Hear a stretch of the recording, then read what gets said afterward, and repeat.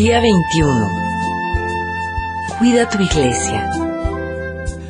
Esfuércense por mantener la unidad del Espíritu mediante el vínculo de la paz. Efesios, capítulo 4, versículo 3. Que el amor sea el árbitro de sus vidas, porque entonces la iglesia permanecerá unida en perfecta armonía. Colosenses, capítulo 3, versículo 14. Te toca a ti proteger la unidad de tu iglesia.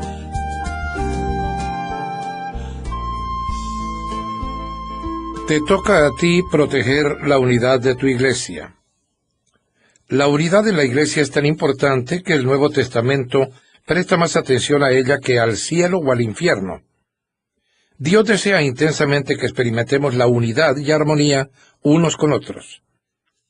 La unidad es el alma de la comunión. Destrúyela y arrancarás el corazón del cuerpo de Cristo.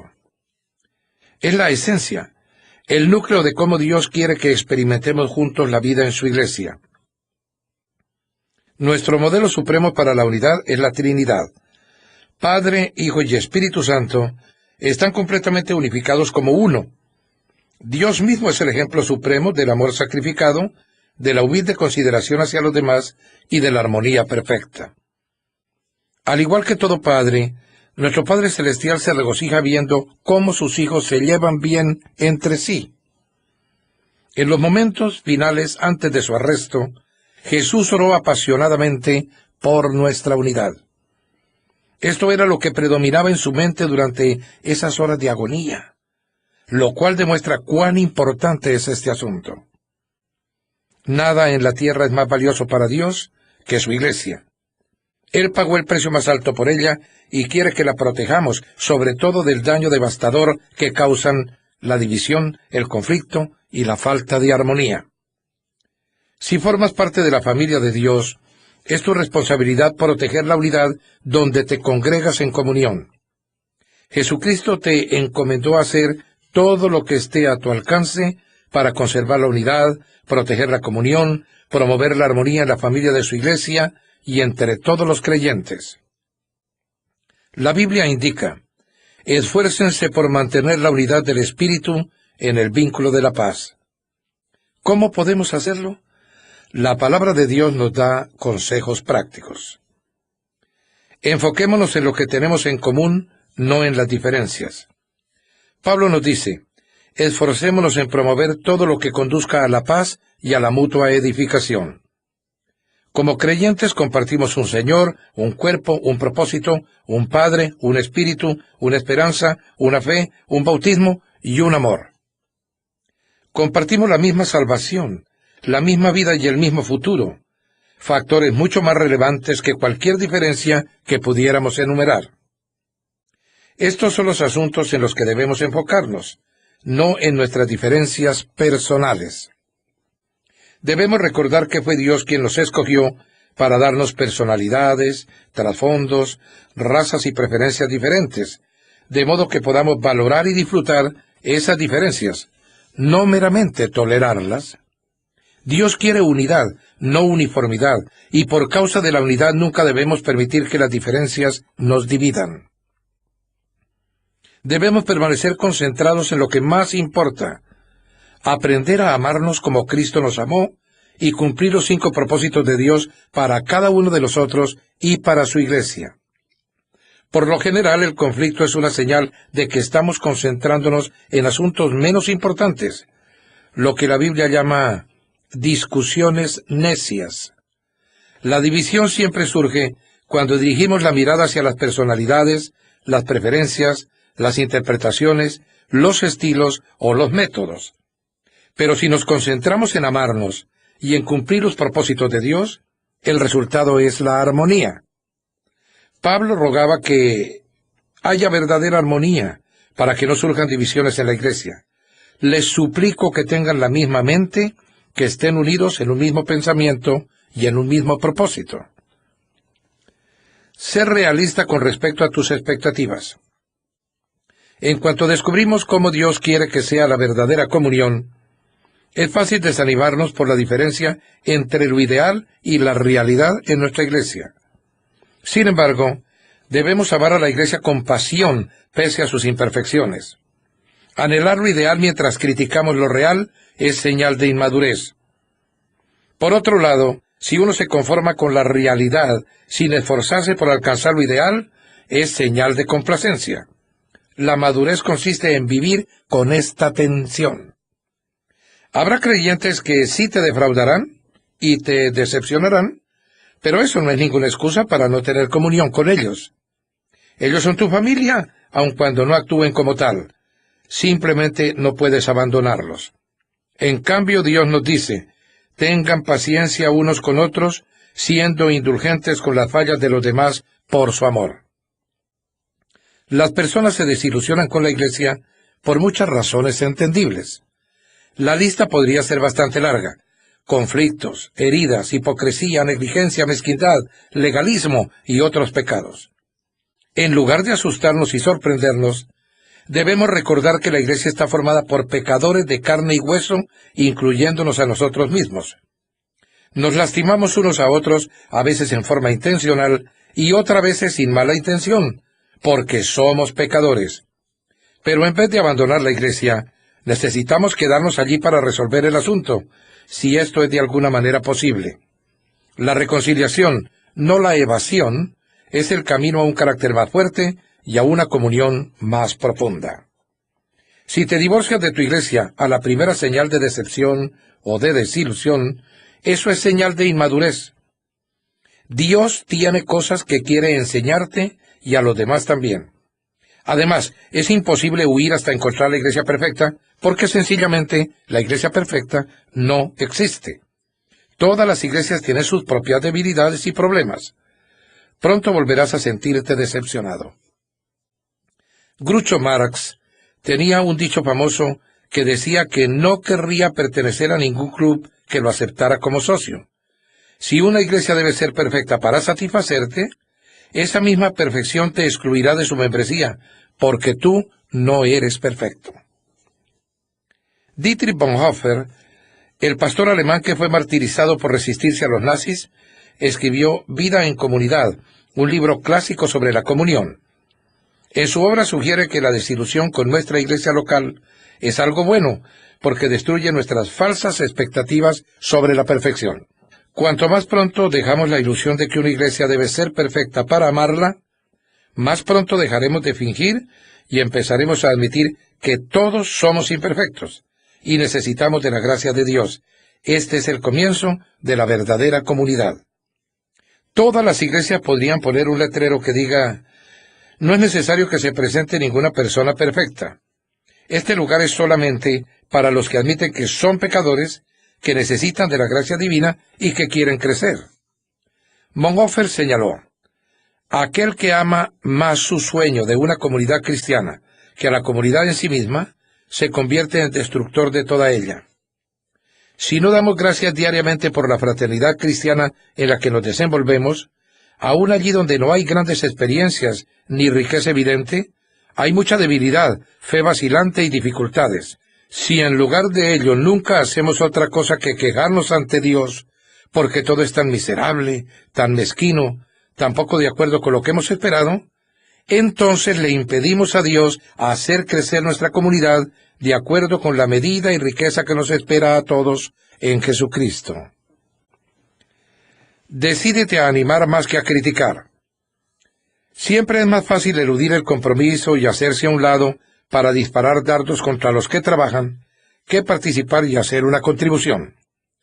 Dios nos advierte una y otra vez que no debemos criticarnos, compararnos ni juzgarnos unos a otros. Cuando critica lo que otro creyente está haciendo con fe y convicción sincera, interfieres en los asuntos de Dios. ¿Qué derecho tienes de criticar a los siervos de otro? Solo su Señor puede decidir si están haciendo lo correcto. Pablo agrega que no debemos juzgar o despreciar a otros creyentes cuyas convicciones son diferentes a las nuestras. ¿Por qué criticas las acciones de tu hermano? ¿Por qué intentas empequeñecerlo? Todos seremos juzgados un día, no por las normas de otros, ni siquiera por las nuestras, sino por el juicio de Dios. Cuando juzgo a otro creyente, pasan 4 cosas al instante. Pierdo mi comunión con Dios, saco a relucir mi propio orgullo e inseguridad, me coloco bajo el juicio de Dios y daño la comunión de la iglesia. Un espíritu de censura es un vicio costoso. La Biblia llama a Satanás el acusador de nuestros hermanos. El trabajo del diablo consiste en culpar, quejarse y criticar a los miembros de la familia de Dios. Todo el tiempo que pasamos haciendo lo mismo es porque hemos sido embaucados y estamos haciendo el trabajo por Satanás. Recuerda que los otros cristianos, no importa cuánto discrepes de ellos, no son el verdadero enemigo. Todo el tiempo que pasamos comparando o criticando a los otros hermanos debería ser utilizado para construir la unidad de nuestra comunidad. La Biblia dice: pongámonos de acuerdo en usar toda nuestra energía para llevarnos bien entre nosotros. Ayuden a los demás con palabras alentadoras, no los derrumben con la crítica. Niégate a escuchar chismes. Chismear es divulgar una información cuando uno no es parte del problema ni de la solución. Tú sabes que chismear está mal, pero tampoco debes escucharlos si es que quieres proteger tu iglesia. Escuchar los chismes es como aceptar algo robado y te convierte también en culpable del delito. Cuando alguien empiece a contarte un chisme, ten el valor de decirle: hágame el favor de parar, no necesito saber eso. ¿Ha hablado usted directamente con esa persona? Las personas que te cuentan chismes también rumorean acerca de ti. No puedes confiar en ellas. Si prestas atención a los chismes, Dios te llama alborotador. Los alborotadores escuchan a los alborotadores. Estos son los que dividen las iglesias pensando solo en ellos mismos. Es triste que en el rebaño de Dios, las heridas más grandes generalmente vienen de las otras ovejas y no de los lobos. Pablo advirtió acerca de los cristianos caníbales, que se devoran unos a otros y destruyen la comunión. La Biblia dice que esta clase de alborotadores debe ser evitada, porque el chismoso revela los secretos. Por lo tanto, no te asocies con el charlatán. La manera más rápida de terminar con un conflicto en una iglesia o en un grupo pequeño es enfrentar a los que están difundiendo rumores e insistir en que no lo hagan más. Salomón señaló: sin combustible se apaga el fuego, y las tensiones desaparecen cuando se acaban los chismes. Practica el método de Dios para solucionar conflictos. Además de los principios mencionados en el último capítulo, Jesús le dio a la iglesia un proceso de 3 pasos sencillos. Si tu hermano peca contra ti, ve a solas con él y hazle ver su falta. Si te hace caso, has ganado a tu hermano. Pero si no, lleva contigo a 1 o 2 más, para que todo asunto se resuelva mediante el testimonio de 2 o 3 testigos. Si se niega a hacerles caso a ellos, díselo a la iglesia. Durante los conflictos, serás tentado a quejarte con un tercero en lugar de hablar con valentía la verdad y amor con la persona con quien te disgustaste. Esto hace que el asunto se torne peor. En vez de eso, deberías ir directamente con la persona involucrada. El enfrentamiento en privado siempre es el primer paso, y debes darlo tan pronto como te sea posible. Si entre los dos no son capaces de resolver las cosas, el paso siguiente es pedir la ayuda de 1 o 2 testigos para confirmar el problema e intentar restablecer la relación. ¿Qué deberíamos hacer si la persona persiste en su obstinación? Jesús dice que debemos plantearle el problema a la iglesia. Si la persona todavía se niega a escuchar después de eso, debemos tratarla como a un incrédulo. Apoya a tu pastor y a los líderes. No hay líderes perfectos, pero Dios les da la responsabilidad y la autoridad para mantener la unidad de la iglesia. Pero cuando hay conflictos interpersonales que resolver, eso es un trabajo ingrato. A menudo los pastores tienen la desagradable tarea de actuar como mediadores entre miembros heridos que tienen conflictos o que son inmaduros. También tienen la tarea imposible de intentar que todos estén contentos, algo que ni siquiera Jesús pudo lograr. La Biblia es clara con respecto a la manera en que hemos de relacionarnos con los que nos sirven. Respondan a sus líderes pastorales, escuchen su consejo, Ellos están alertas a la condición de sus vidas y obras bajo la supervisión estricta de Dios. Contribuyan al gozo de su liderazgo. Un día los pastores estarán delante de Dios y rendirán cuenta de cuán bien velaron por ti. Ellos cuidan de ustedes como quienes tienen que rendir cuentas. Pero tú también eres responsable. Tú también tendrás que rendir cuentas a Dios de cuán bien los seguiste a ellos. La Biblia da a los pastores instrucciones muy específicas respecto a la manera en que deben tratar a las personas que causan divisiones en la comunidad. Ellos deben evitar las discusiones, enseñar con delicadeza a los que se oponen mientras oran para que cambien, advertir a los contenciosos, rogar porque haya armonía y unidad, reprender a los que son irrespetuosos con los líderes y destituir a los que causan divisiones en la iglesia si hacen caso omiso de 2 amonestaciones. Protegemos la comunión cuando honramos a los que nos sirven por medio del liderazgo. Los pastores y los ancianos necesitan nuestras oraciones, estímulo, aprecio y amor. Se nos ordena: honren a los líderes que trabajan tanto por ustedes, que han recibido la responsabilidad de exhortarlos y guiarlos en la obediencia. Cólmenlos de aprecio y amor. Te desafío a aceptar tu responsabilidad de proteger y promover la unidad de tu iglesia. Pon todo tu esfuerzo para lograrlo, y así agradarás a Dios. No siempre será fácil. A veces tendrás que hacer lo que es mejor para el cuerpo, no para ti mismo, dando muestras de tu preferencia por otros. Por eso, Dios nos ha puesto en la familia de una iglesia, para aprender a no ser egoístas. En la comunidad aprendemos a decir nosotros, en lugar de decir yo y nuestro, en vez de mío. Dios nos dice: no piensen solo en su propio bien, piensen en los otros cristianos y en lo que es mejor para ellos. Dios bendice a las congregaciones que están unidas. En la iglesia de Saddleback, todos los miembros firman un pacto que incluye la promesa de proteger la unidad de la congregación. Como resultado, nunca ha tenido un conflicto que divida la comunión.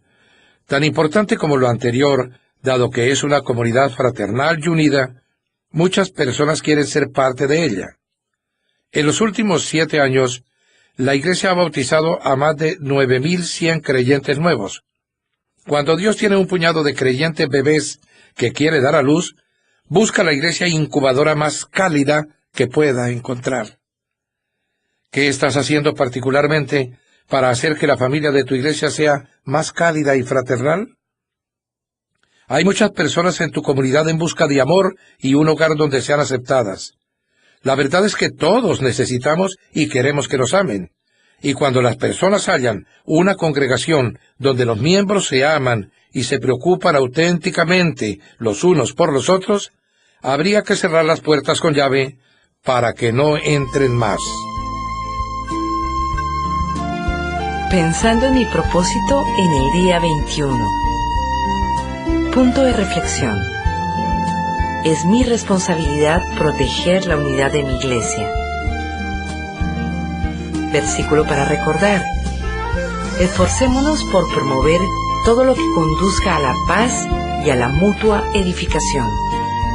Romanos, capítulo 14, versículo 19. Pregunta para considerar. ¿Qué estoy haciendo particularmente para proteger la unidad de la familia de mi iglesia?